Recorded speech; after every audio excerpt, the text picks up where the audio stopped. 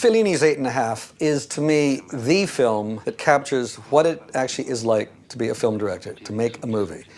The strange thing about it is that I knew that was the truth long before I directed a film. And having now directed 1 or 2 films, I know it's even more truthful.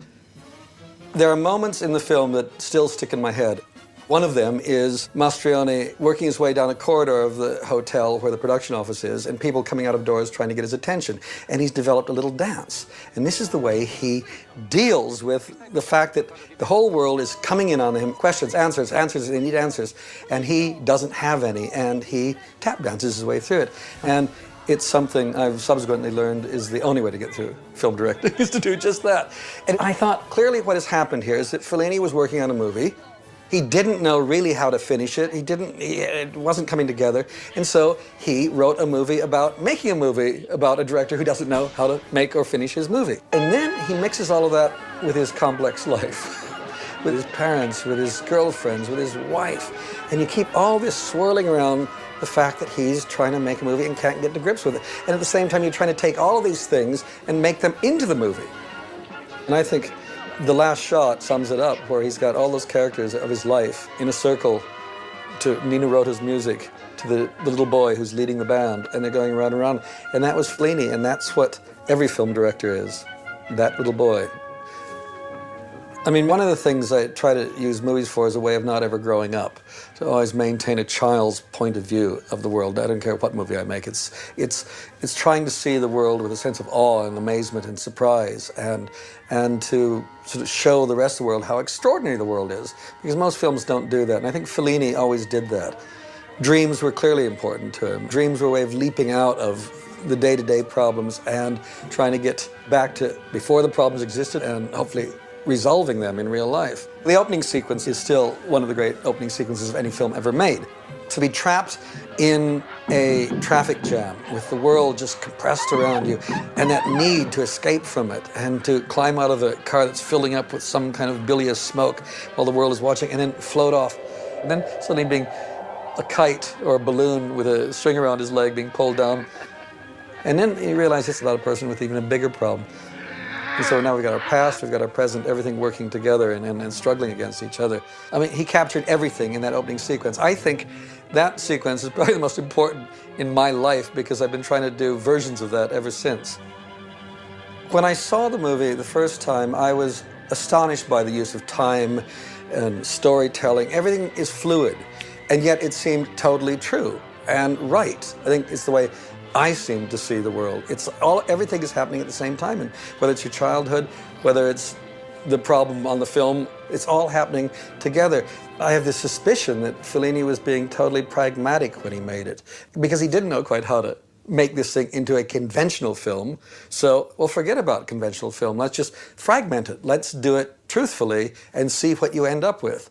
I hope I'm right. I mean, I never asked him. I mean, when we were making Munchausen, I was at Cinecittà and I was on his turf, and he kept floating in and out of our activities. And it's the one question I never asked him.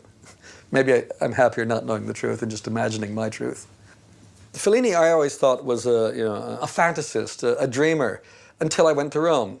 And now I don't know if the Rome I got to look at was a Rome that had been influenced by Fellini and had become to look and behave as if it was a Fellini movie, or whether he was in fact a documentary filmmaker. I suspect he was a documentary filmmaker. It was always there to be seen. And I think I'm in the same school that he was in. I look at the world and people say, oh, well, what you're showing on film is very grotesque and odd and bizarre. I said, no, it's just stuff I see.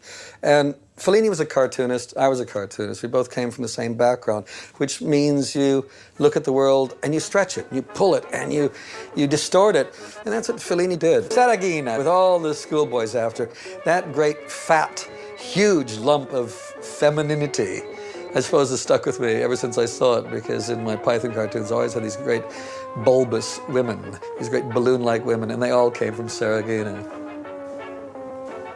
I think at the time, if I do remember, there was a sense of, that he was very anti-women. Women were objects. But he admits that right in the film. He treats them like objects, but they're treating him in their own way. He doesn't lie about, his weaknesses. He puts them right out there, and so he's got Mastroianni with his whip cracking, and it's obvious. I mean, it's not like he's hiding any of his problems. He just puts them out there. There's an upfrontness about the Italians that I find extraordinary, and especially as an Anglo-Saxon Protestant, it frees me when I see that ancient culture. I mean, it's earth goddess, it's mother goddess. The female element is the most important thing in Italian culture. And Fellini has women at the center of everything he does. He's obsessed with them. They terrify him. He loves them. He hates them. They're mothers, they're virgins, they're daughters, they're whores, they're everything. It's this worship of the female in all of its glory. And the Italians do that better than anybody else, and I think they're the most honest. The rest of us, in our more conscribed, safe worlds, pretend we're not like that. 8.5 is Fellini's movie that sticks most with me. It may not even be my most favorite movie. There may be others that I like more, but it's the one that sort of struck such a deep chord, that was so truthful and lingering, that it's the one I will always refer back to. Even when Fellini falls on his face, and he's done it a few times with his films, there are always moments in them that will stand up against anything else out there. And they're the things that I think I remember. They're the little bits of shrapnel that go in a moment of just sheer clarity and brilliance and magic. And he's left more of those bits of shrapnel in my brain than most people have.